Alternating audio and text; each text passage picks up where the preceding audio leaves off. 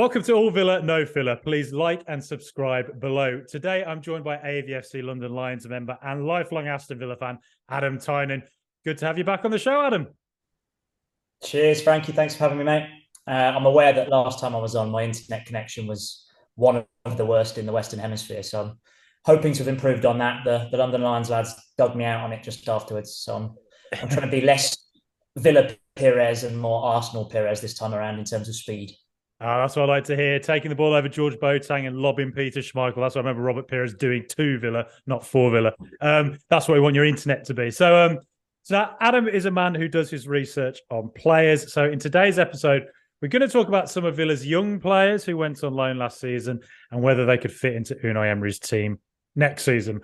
Adam will have some tips on players he'd also like Villa to maybe take a look at during the transfer window. So a few interesting things coming up, hopefully. Adam, first off, I guess the player we all know who's done well twice on loan now is Cameron Archer. Fascinating summer coming up for him, you'd think, potentially an interesting season too. What do you make of Archer? Yeah, you can't argue. It's been an incredible season for him. I think even though we've all praised his season, a lot of pundits have praised his season. If you dig into the stats, it's probably even better than people realise. Best performer in the entire championship for goals and assists per 90. When you consider players like Gyökeres being linked with £25 million moves up to the Premiership, and he's outperforming them with the minutes he's got. Really just an incredible season all round. Goals of all types as well, left foot, right foot, headed, volleyed, the works. And in amongst that, I think Borough fans are saying he's got nuance to his game as well, like not an awful playmaker, or his movement is also good. Like, I think he's got an all-roundness to his game that isn't just about finishing. And when you consider it looked like a bust not that long ago at Solihull Moors, it's just been an incredible turnaround for him. What can we do with him next season? Obviously, we're expecting it to be a busy one in terms of transfers this summer. I think a striker or certainly a forward is a must. We're linked with an awful lot of them, but then who aren't we being linked with, to be honest with you? For me, as of today, the obvious thing to do is bring him in. He's behind Watkins, and Duran looks like the player that needs the loan more.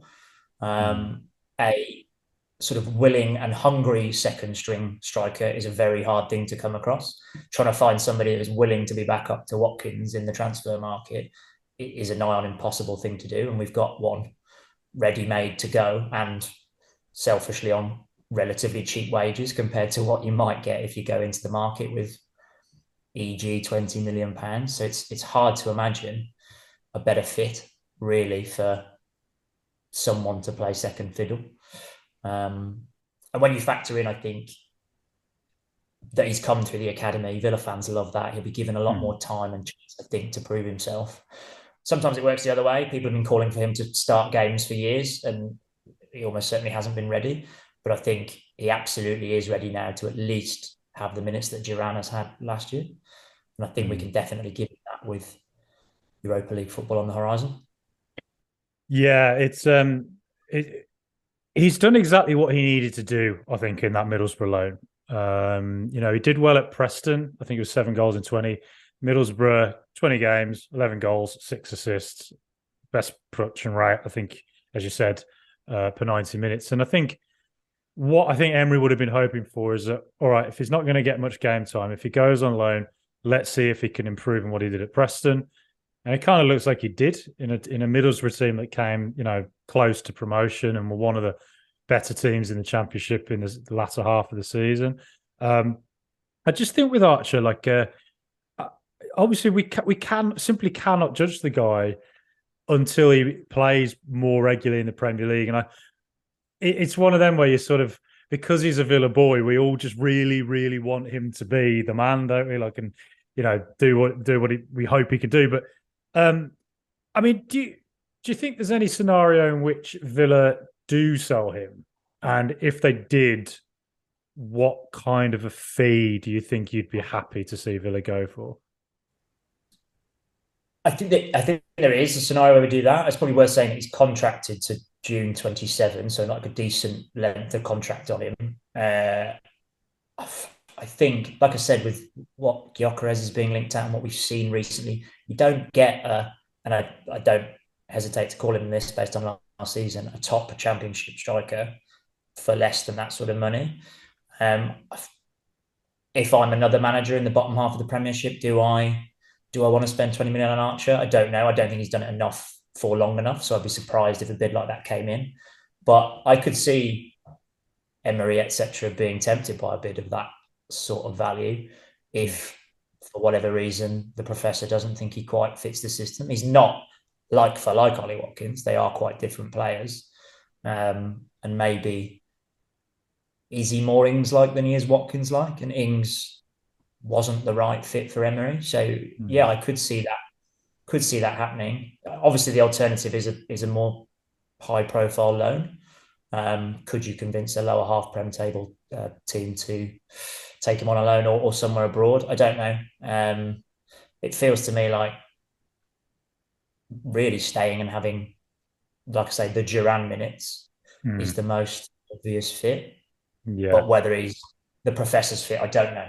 And I think, as you've said a lot on this podcast, we all trusted Unai. If Unai says, look, Archer's doesn't fit for me and we've got 20 million in, there'll be a lot of us that are sad to see him go because he showed a lot of promise. But we'll follow the prof. Yeah, exactly. I my faith in Professor Unai is extremely. He could tell me the Earth is flat, and I would believe it. So yeah, I think. I mean, there's a couple of occasions I have seen Cameron Archer get the ball deep and run forward and link up quite nicely. So that is a facet to his game that he has. So, I don't know. It'd be interesting to see next season. If he does stay at Villa. And maybe even in the the US trip, I assume he'll feature during that, against other Premier League teams. Whether he plays maybe in sort of the Buendia role as a second striker, something like that, just to I don't know, see whether he can play off Watkins. And I mean, at the end of the day, his production rate in the Championship's been very, very good now for Middlesbrough. It shows it wasn't just a flash in the pan. What happened at Preston, the potentially had there, he's got better. So I think if he were to stick around at Villa, it's not a bad backup for Watkins, is it really? And at the moment, we don't have, Yonderan's not ready yet, is he, to do that? So, yeah. No, very, very raw. And if there's one thing we know, wants options, right? It isn't necessarily about having a direct replacement for Watkins, having somebody that can do something. And like I said before, the difference to Ings is Ings doesn't want to be a second fiddle anywhere, right? And neither would anybody that you went and tried to spend that £20 million on likely want to do that either. Whereas a young, hungry player really wants to do it at Villa on low wages, feels like a perfect fit to do that. Yeah, totally. So yeah, I think with Archer, I'm coming down on the idea he stays, if I had to guess. Do you think he's going to stay? Yeah, I think he will. I think I realised I said Europa League earlier, but the extra Conference League games, Europa League is next year. Yeah. The Conference League games will provide more than enough opportunity to have another striker plus Archer come in, and give them a game. I didn't know winning the Premier League got you in the Europa League, because that's what Villa's going to be doing next season, isn't it? So I've got Selhurst Park ready. Last game of the season next year. Tears in my eyes as I see John McGinn lift that trophy. But look, there is another Middlesbrough player, or another player that was on loan at Middlesbrough from Aston Villa. That is Jacob Ramsey's younger brother, Aaron Ramsey. Now, he had two decent loan spells last season. Norwich City to start off with Dean Smith. Then he went on to Middlesbrough, and he played 29 games in the Championship, 8 goals, 4 assists, 5 and 11 at Middlesbrough. That ain't a bad record, is it? Not at all. And when you consider the sort of stop-start nature of that, changing teams, in both teams, I think he was a little bit in and out of the side. He's played sort of different roles across those two teams as well. And to sort of, he's come in and out of the team as well, more than Archer did, I think, at Middlesbrough. So to still notch pretty solid numbers is very impressive. Goal contributions, like you say, across the board. And considering it's a very advanced role in quite technical teams both times, his sort of accurate passing is very, very good. So certainly a B plus, if not an A, on his report card for the year. And if you were to, stick around at Villa next season, what sort of position do you think he fits into in Emery's team? I think he's a good fit, as are a lot of the youngsters, to be honest with you, with Unai Emery's style of play, because he's one of those forwards that's neither, I don't think, out and out number 10 nor winger. He's one of those forward players that sort of plays in the half spaces, which are quite important to what Emery does, and what arguably, and I'm not saying Ramsey will improve on this next season, I think it's a bit early for that, but where Buendia and Coutinho have struggled a little bit, and other people that have tried to play that role have struggled a little bit. I think he fits straight into that. He's a sort of creative, wide attacking midfielder, I would call it. So definitely a natural for that. Like I say, I think there'll be another signing in the sort of Bailey position. I'm linked with a lot of sort of, I've said it before, I'd love Pedro Gonçalves to come in. That's where I want to spend the 40-50 million, and that's where I think Ramsey slots in. So I think he's a way off where I want our first 11 to be, or even probably the backup for next season. I see hopefully Buendia and or Coutinho being the backup to somebody new coming in there. But done everything asked of him at 20 years old last season, like I say, in quite trying circumstances in terms of a Norwich team that was all over the place, started strongly, finished badly. And then Borroway, who's a little bit in and out because Akpom was on fire in a similar sort of role. Yeah, it's funny, isn't it? I remember back when we were in the Europa League, all the way back in like 2008-09. And I remember Barry Bannon and Mark Albrighton both playing quite a bit in those games. And I feel like they both worked together to get a good goal as well. I remember coming away from that going like, Albrighton is the next Xavi, Barry Bannon is the new Iniesta, totally reasonable outlooks. But they went on and had very, very good careers, didn't they? Not necessarily with Aston Villa, but still went on and had good careers. So a few of these players might not necessarily stick around at Villa, but end up having good careers anyway. But Aaron Ramsey is an interesting one because, again, I haven't watched a huge amount of him, but I do wonder if last season was made. Do you reckon that could be, when Cameron Archer went to Preston, then had another loan the season after, whether Ramsey maybe has a similar thing this season? He has pre-season with Villa, maybe sticks around for a little bit, depending on who we sign. But if there is a space on the bench for him, then we might see him get some minutes, and then eventually it's decided, let's stick him on loan again for another half a season, let him develop further, because he's very young, isn't he, at 20? Yeah, absolutely. I think it's one that comes down to whether summer goes the way we want it to in terms of transfers. I think you'll probably see him in the early phases of pre-season play minutes, and then I'd imagine by the end of pre-season less so, as we solidify the first 11 and beyond. It feels like, whereas it's funny because obviously they're playing at the same side and probably have a similar number of appearances, if not minutes, Archer and Ramsey, I mean.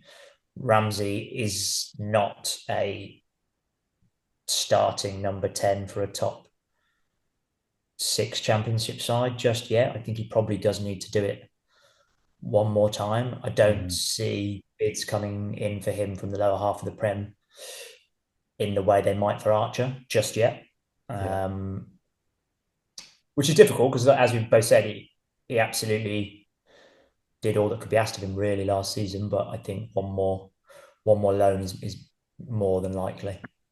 Yeah, that's a kind of where I veer to. And I guess with the Albrighton Bannon reference, it was like, I wonder if any of these players might just have one of those moments in the Conference League, where they step up and get a chance and actually do something, away. But so that's two of the key sort of, I'd say, loan players. But there's been a couple of other big ones in the Championship as well.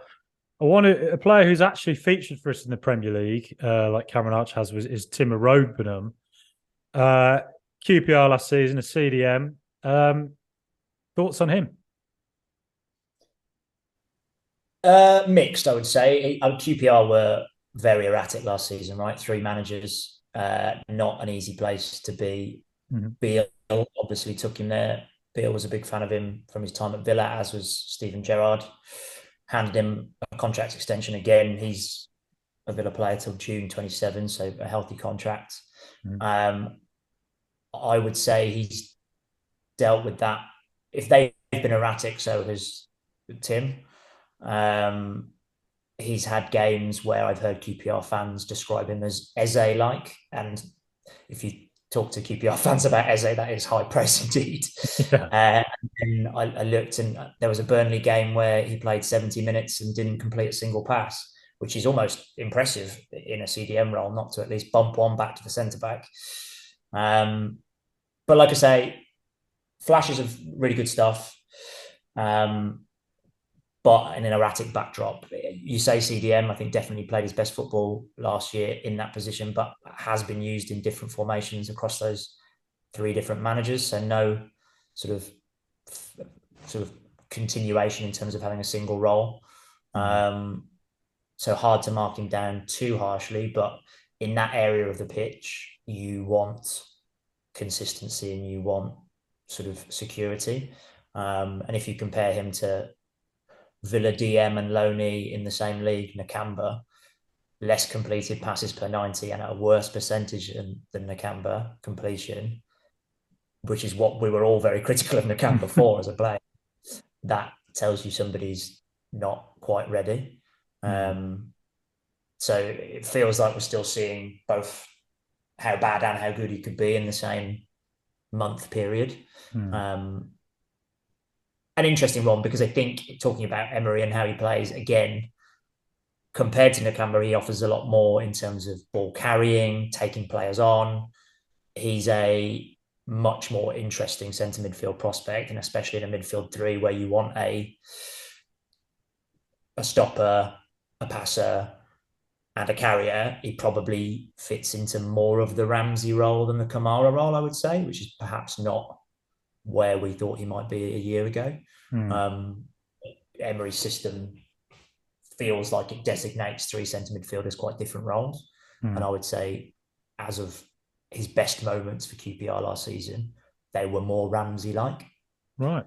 But yeah, needs more game time in a steady side with a fixed manager and a fixed way of working to really be judged, I would say.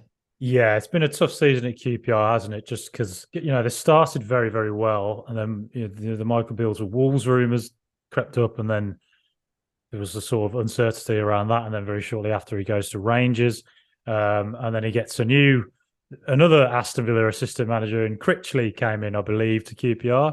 I'm not completely making that up in my head. And they really struggled, didn't they? QPR had a really torrid time of it in the second half of the season. So I think you're right. I think if he's able to find maybe a loan a bit like Middlesbrough, where the team is on the up, and obviously it's a good environment therefore to be in, where you're in a positive environment to learn, essentially. That could be better. But I guess 32 games in the Championship, it is still pretty impressive, isn't it, for a player of his age to sort of achieve that in central midfield as well? Yeah, for a 19-year-old to play central defensive midfield and get that many appearances across 3 managers as well. 3 managers picked him, like I said, not consistently, but in and out for 39 appearances, which is big numbers. I don't think it's a coincidence that he was probably at his best under Beale, who knew him, had a very set system, and knew exactly how he'd fit into it. And then from then on, it was a little bit more erratic. So, yeah, I think as with all of these loan deals, it's all about finding the right place to nurture the talent you think you've got. And Archer, that's worked superbly. Ramsey, when the signs were there that Norwich weren't going to treat him quite the way we wanted, I think, in fact, they might have even sent him back. Blessing in disguise for us to get him somewhere else that did want him to play the right way. For Tim next year, I think it's, can we find somewhere that will play him how we see him developing consistently. And that's it. He's had a good start to his career in the sense he's already managed to feature in the Premier League and had a lot of game time in the Championship already. And so, that's a positive sign, hopefully, for his future. I guess the one big thing is that Villa, about for the last million years, it feels like Villa's central midfield has been like something we've all seen as a weak spot. But since Emery came in, it's felt like it's been like a night and day, hasn't it? Jekyll and Hyde. Like suddenly, central midfield, we look like we've got just an array of absolutely quality players, don't we? So that's a tough part of the pitch, I think, to break into Villa's team now, I think. 100%. And even after Tielemans, the rumours aren't going away that there might be one more as well, which would have us, like you say, really stacked in those positions. Yeah, I think minutes in that part of the pitch, even with the extra games we'll have next year, seem like they're going to be hard to come by. Yeah, for sure. But we'll see. We'll see. If I was to guess, I'd say another loan there. Hopefully on a team that's a bit more settled than what QPR were. But another, again, like, God, Aston Villa, just the loan army, pretty much, aren't we? It's another one on loan. High profile. He's also featured in the Premier League a couple of times. Jaden Philogene-Bidace. He was on at Cardiff City last season. Probably plays in a position where you'd say we need a bit more depth. You know, him and Leon Bailey, you can imagine competing. But what have you made of Philogene and his time at Cardiff? Probably like you would say of a lot of wingers, and possibly like you might say of Bailey himself.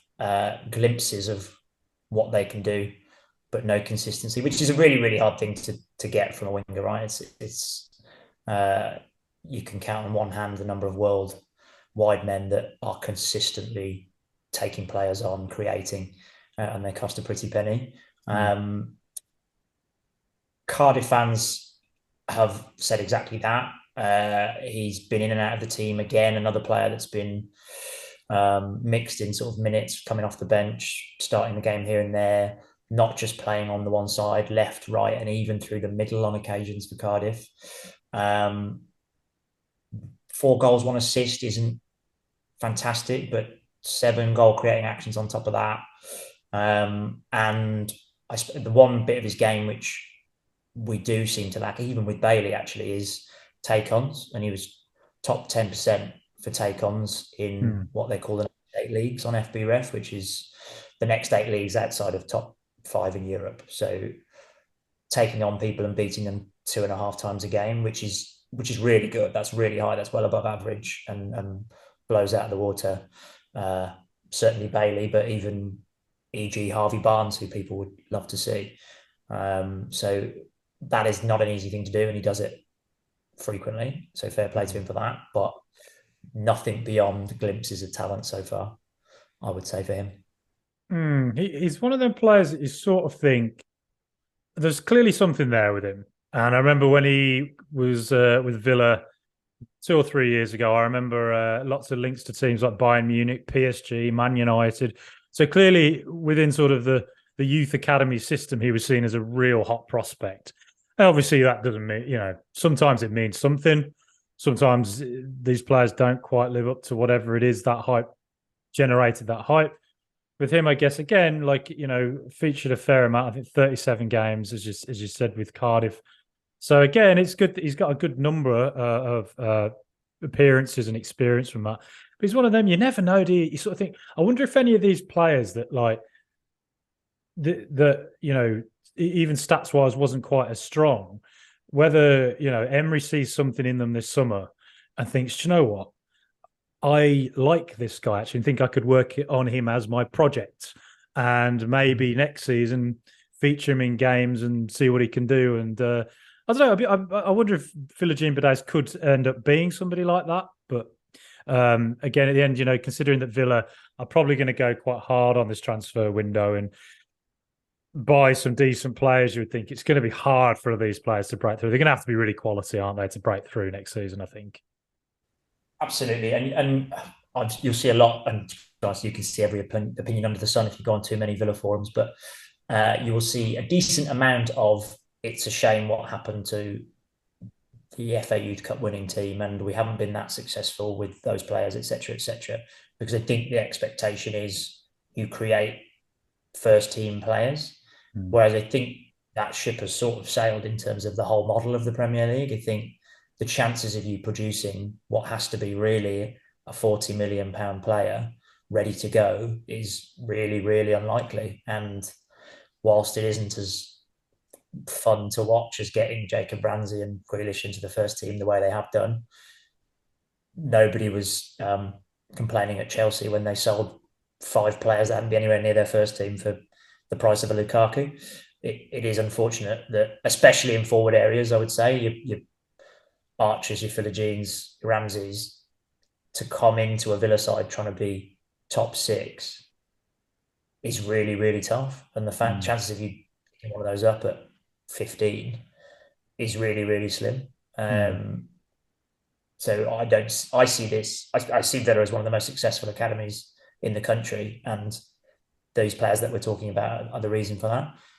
If you think about the number of 21, 20-year-olds that came through our academy playing regularly in the Championship, could command a fee of not insignificant amounts. Add into that your £20 million carnies, and I actually think the academy is more than doing its job.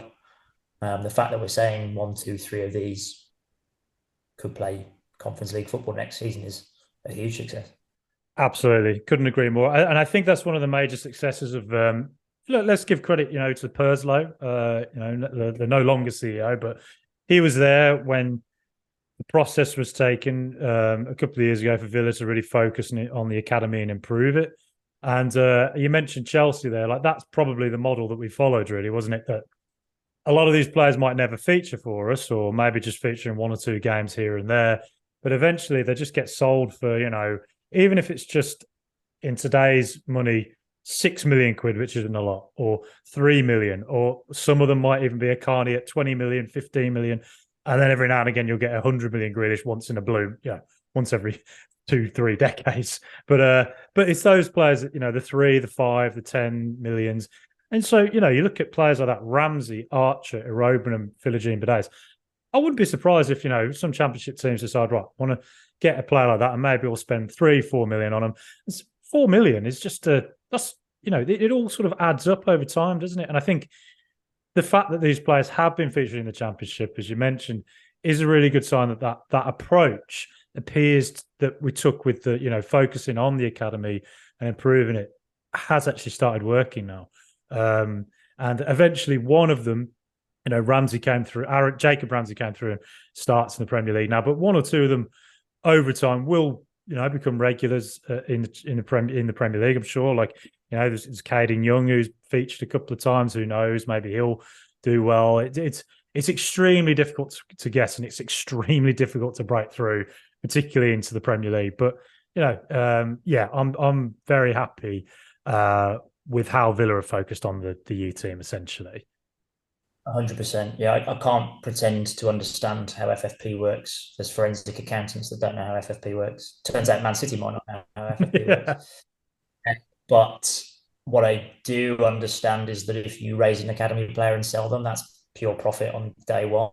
It's no mistake that, take Man City, for example, they pump a ton of money into their academy. They don't think they're going to have 5 academy players in the first team because I'm saying that you have to be a £50 million player to get into our first team. You have to be a £100 million player to get into theirs.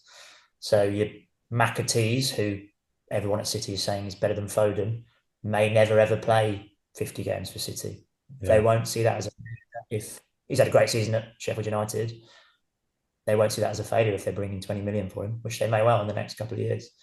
Even they need to balance the books, and the academy seems to be, like I say, there's no romance in that. The romance is in Jacob Ramsey, who Transfer Market says is a €43 million player as of today. So don't get me wrong, it's romantic and financial. As fans, we want to see them play, as do the City fans. They all want to see McAtee come back and play. He's got to get Grealish out of that side to do that. So don't see it happening. But good luck with that. I think we got there are other players on loan, but we thought we'd focus mainly kind of on the Championship players because they're most likely to jump into the Premier League. But there are other players. Finn Azaz has done well at Plymouth, and again, that's another player that you think maybe could be a leading player in the Championship. I think he's shown enough in League One to show he could jump up to the Championship and probably be a good player there as well. And then Lamar Bogar was on loan at Bristol Rovers. Kane Kessler-Hayden had a brilliant 2 loans at Swindon and MK Dons the season before. Huddersfield, it just didn't work. And it's a similar problem that I think Iroegbunam found in the second half of the season at QPR. It just wasn't the right environment for him. But I rate Kesselhaden as well. He's somebody I really thought could actually kick on and do something. And hopefully, another loan and it might work out for him again. But we're going to talk about sort of also like the loan players that are better known to Villa fans as well. So the Morgan Sansons of the world, Marvelous Nakamba, Wesley. What do you think Villa do with these guys now? I think for different reasons across the board, but for all of them, the race is run. I think Davis and Courtney Horse served us at times, did their absolute best, but kind of we've sort of moved a level beyond that. I don't see a lot of money coming in for them either. Davis has got 1 year left on his contract, I believe. Horse 2.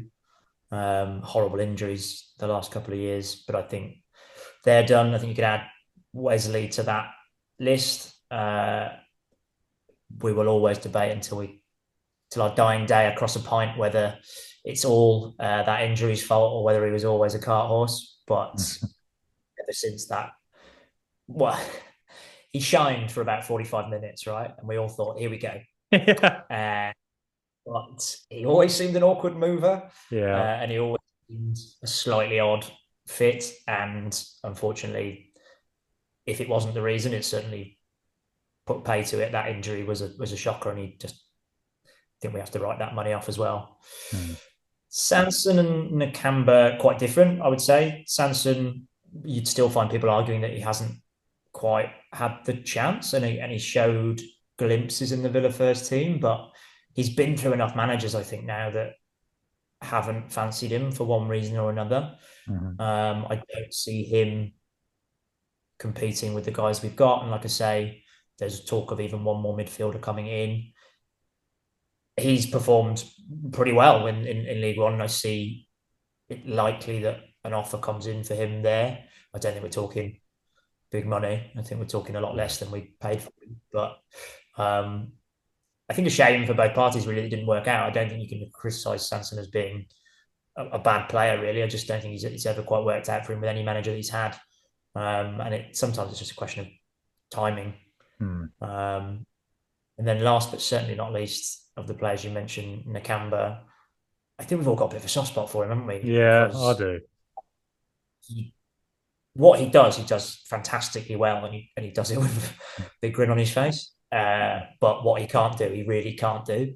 And he didn't disprove that last season in the Championship. He was top 2% for tackles, but bottom 10 for passes attempted. So he's winning the ball, giving it to somebody else, and he's letting everything else happen around him, which for, albeit Luton, amazing, got up to the Championship, not the most progressive of sides, and didn't manage to sort of do much with the ball even there. So moves on, hopefully to Luton. I think they'd like to have him. I'd love for him to have a great season there, except against the Villa.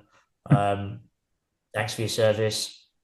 Like I say, he's one of those players that I think will go down as a bit of a semi-ironic cult figure with the occasional Villa pub quiz kind of appearance every now and again, I'd imagine. Yeah, I think so. I sort of wonder with Nakamba whether it'd be like what happened with Keena Davis and Nottingham Forest. Like Forest went up and you assumed they'd try and sign Davis because he was a very integral player for them in that promotion run. And it's the same with Luton. Like Nakamba's clearly been a very important player for them. But I'm sort of wondering, like, the fact they haven't already signed him makes me wonder, are they assessing their options and seeing if they can get something that might be better? But I guess he's got Premier League experience, so I mean that wouldn't hurt for him to. Yeah, it's true. I don't know enough about Luton to say what their budget's going to be like for the season, but I even just pure guesswork would say it's very unlikely to be Nottingham Forest like. We were asking for more money than I think was sensible for Davis. Nakamba, 1 year left on his contract, 29 years old, transfer market rating of €4 million. I think anything we can get here. I don't see us being hard negotiators over this one because I just don't think there's much to it really. But you never know. Like I say, Luton's budget 4 million might stretch that. It may well for an integral player. I don't know. I don't know enough about them to really comment. But like I say, I hope for all parties really that it gets done. Look, I read Greg Evans's piece on Christian Purslow, the long read on him, and apparently Purslow was at a dinner party where he met Todd Bowley and told him, the Chukwuemeka deal was done, 20 million. So what I'm saying is, invite me to a dinner party with Todd Bowley, and I will convince him that Marvelous Nakamba is the CDM he needs now that Kante's gone. 40 million. You're in the past. I mean, we need you at dinner with Mohammed bin Salman. That's where we need you to be at dinner. Yeah, Todd Bowley's more challenging these days. There's better places to sell your players these days. Yeah, the Saudi league coming in with an insane £100 million bid for Nakamba and Morgan Sanson. I'd take it. But yeah, poster boy. Yeah, but I think with Sanson, I think you're right. I think timing. Obviously, there's a talent in there, and he was very good at Marseille. I think just manager wise, maybe the style of play at Villa just didn't ever suit his strengths. But in the centre midfield now, we're very strong. So I just don't see Sanson coming back now. And again, French league outside of PSG, I'm not sure anyone's spending big money. So I think we spent 15 million on him. I'd be surprised if we got even half that now. And yeah, same with Nakamba. But again, every little helps. So hopefully there's some transfer fees we can acquire.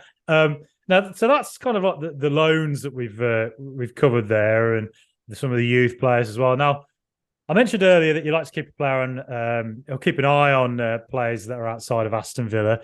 So I'm seeing if there are any players you think could add something to Villa. You've told me there's some player called Kylian Mbappe who's supposed to be an up and coming talent.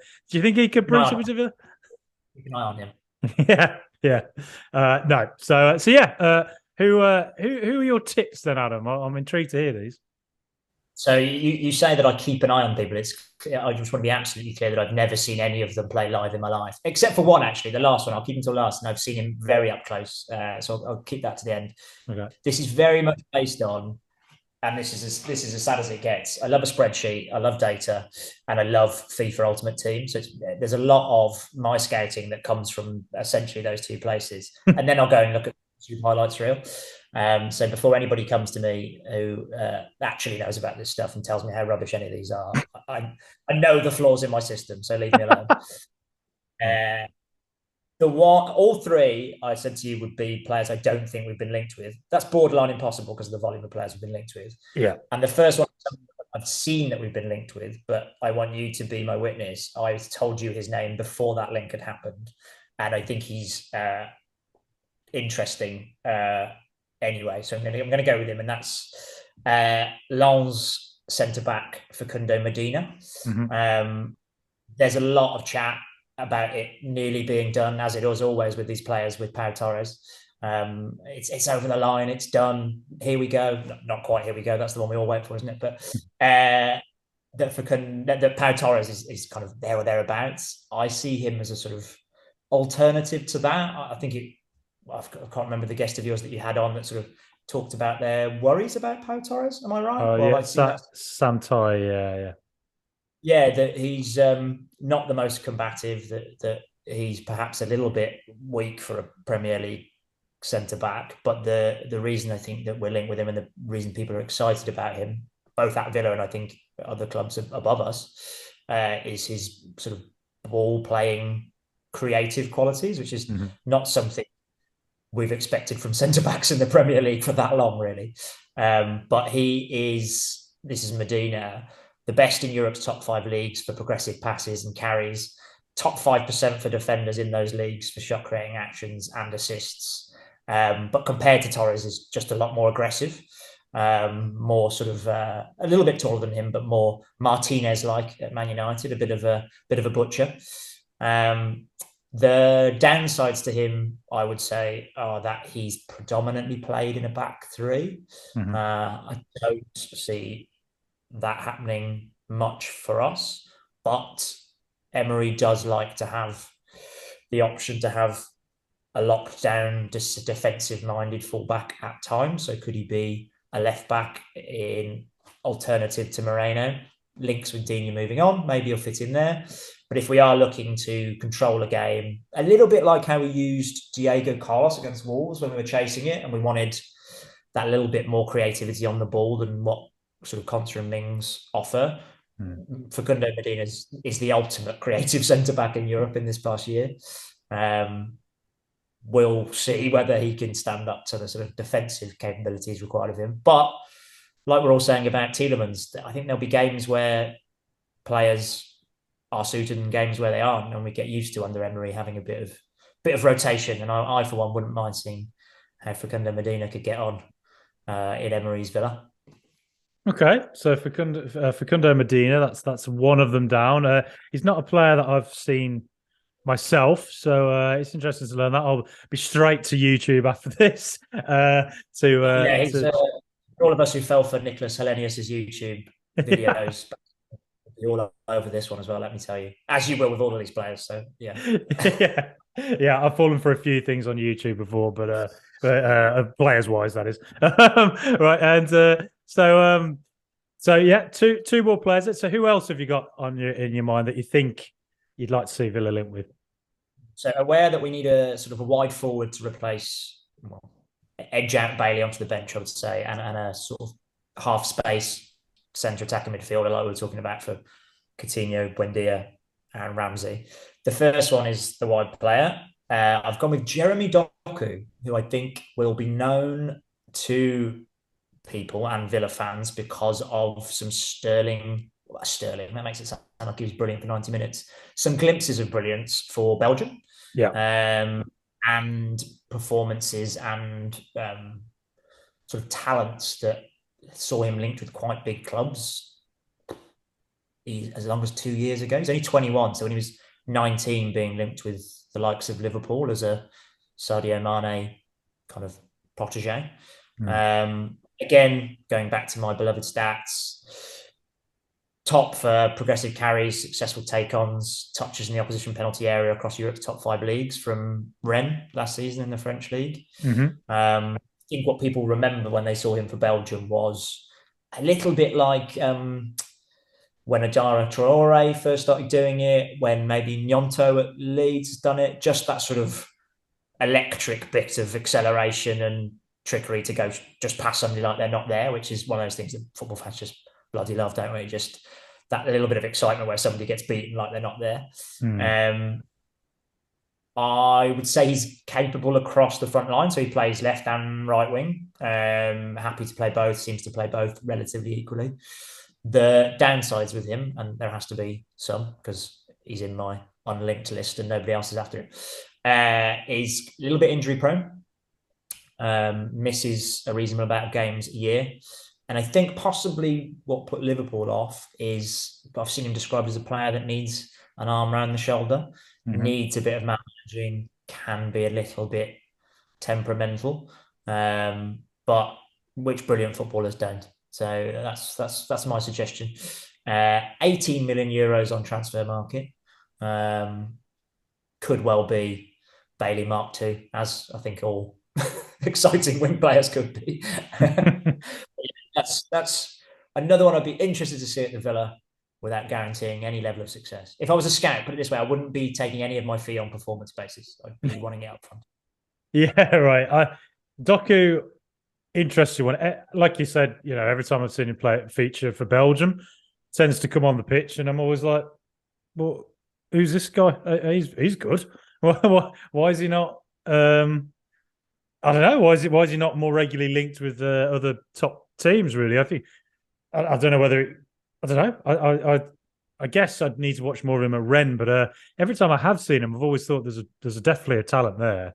And I would say he doesn't have the numbers in terms of goals and assists. He doesn't seem to like a shot, right. But neither did early Coutinho, neither did early Jack Grealish, and like I say, doesn't get the assists. I would say Rennes are particularly wasteful, so he doesn't pop up in the assist charts. I think he's raw. I think final product a la Adama Traore, Alan Saint-Maximin, I'd put him in that sort of ilk. Mm-hmm.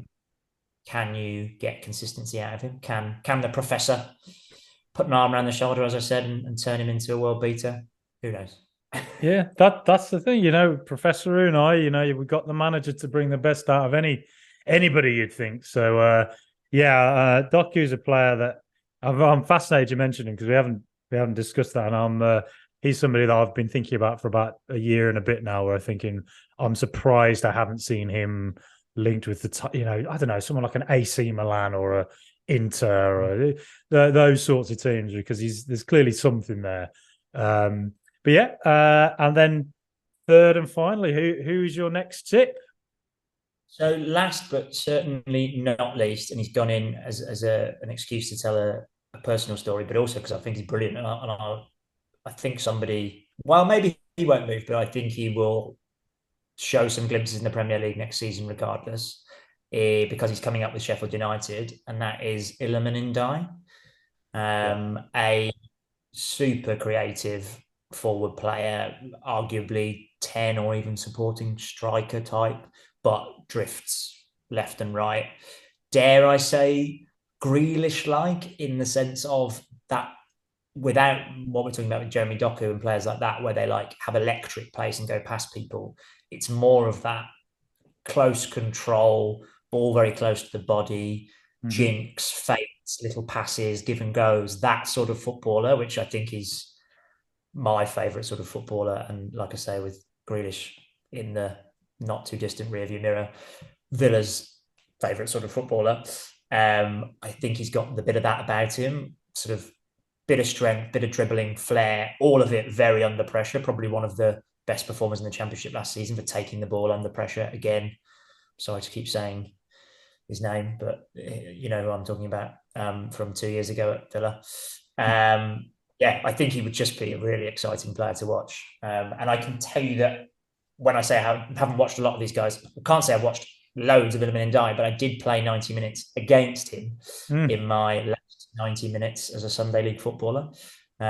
He was caught between contracts from his French academy and I believe Crystal Palace, where he never quite managed to move. And in order to keep his fitness, he signed up via Gumtree to our opposition. And I'm 34 or 5 at the time, and he's 18. And it was just ridiculous, just utterly ridiculous what he could do with the football. Really? But I can't remember if I've talked to you about this before, but what really stood out to me, we've all played with Sunday League heroes, young guys with all the skills that just never do the right thing at the right time, despite being levels above everybody else on that pitch. He played the pass when the pass was right. He looked for the give and go, even though he knew the return probably wasn't going to be favourable. He just tried to work as a really good teammate whilst also scoring a hat-trick. Thought I would, and afterwards, lovely, friendly, chatted to us, just a really nice bloke, and knew he was good. In some ways, his success, and if he can go to Villa and perform at the very top level, it will make me feel like I wasn't that bad a player at 35, even though I almost certainly was. And I can say Iliman Ndiaye spared me that day. At half time, we were told by the captain, why don't we just kick him? And I honestly couldn't get close enough to kick him. So, I've really enjoyed watching him come up through Sheffield United and at the World Cup at Senegal as well. Just amazing considering he was on Hackney Marshes not that long ago. That is unbelievable. So you were playing a Sunday League game, Hackney Marshes, and no Sunday League. I'm not talking top level Sunday League. I'm talking pretty poor. Yeah, average age team over 30 for sure. Yeah. Wow. And Ndiaye just turned up through Gumtree and played. Guys, yeah, the team playing against was very similar to us. We always normally had a good game. Just two teams of 11, 30-year-olds. Like I say, it was our last game as a team because people moved out of London, people became fathers, etc., winding down. And so much so that they were short of players. And a Gumtree advert later, Iliman Ndiaye is the ringer. And you tempted to complain to the league, but I couldn't complain watching Iliman Ndiaye. Yeah. Twist and turn around us that day. It was great. God, it's extraordinary, isn't it? When He drew 4-4, so he didn't take all 3 points. I would like to get that on the record. oh, you drew, did you? Oh, right. Okay. I think he took his foot off the gas. They were 4-0 up at half time and we drew 4-4. So Right. It's just like that Newcastle comeback against Arsenal. exactly.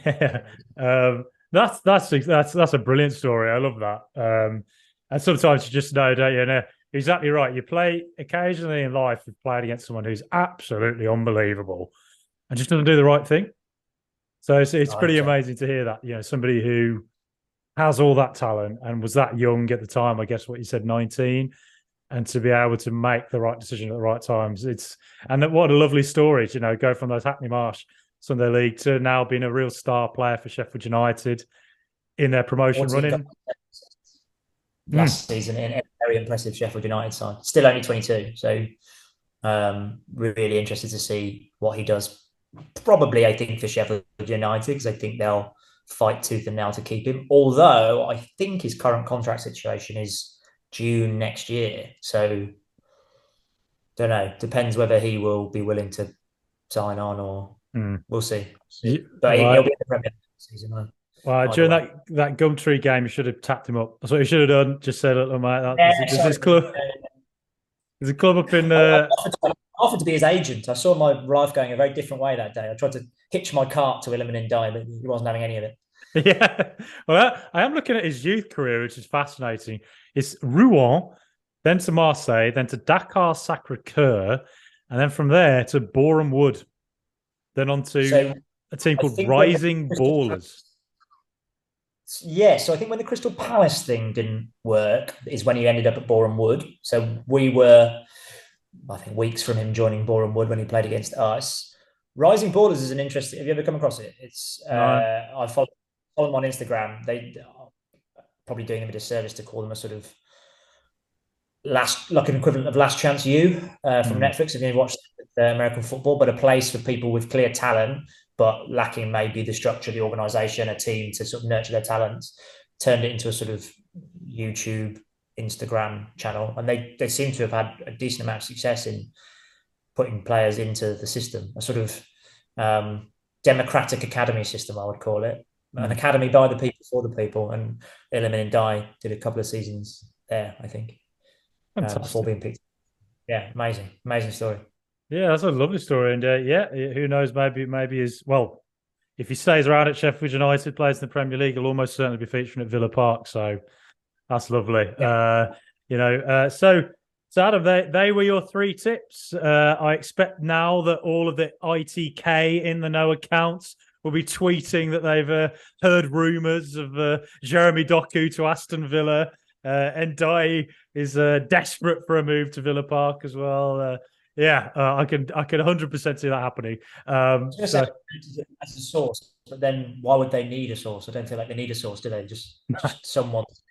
Yeah. Some they heard from someone's aunt down the pub or something. So Adam, like myself, you're part of the London Lions. We both play in the football teams with them as well. It's a social. It's a way that Aston Villa fans gather in London, go watch games and all that, but also we play football. Some weeks we win very nicely, and we're in the finals against AC Milan of the London Supporters League this Saturday. Cannot wait. But other weeks as well, the scorelines are not so flattering. But how would you say people should get involved with the London Lions? How would you describe the experience of being part of it? How would I describe the experience? Fantastic. It's given me a real community, right? Basically based around Aston Villa in London. And that's, like you say, a team to play for, but also people to watch games with, to just chat nonsense about Villa, to be honest with you. A sort of, I'm going to say less eloquent version of this, but that's for other people to judge. In terms of getting involved, Facebook's probably the first port of call. Twitter, we're also on there. I think you search London Lions, South London Lions on both of those platforms, you'll find us. Drop us a message, especially drop us a message if you're, I was going to say a talented footballer. Illumin Ndiaye need not apply. We're talking a much, much lower than that level on that. Like, even if you've long hung up your boots like I should have done, there's plenty of room for you at the London Lions. And if you just want to watch games with people in the pub in London, great for that.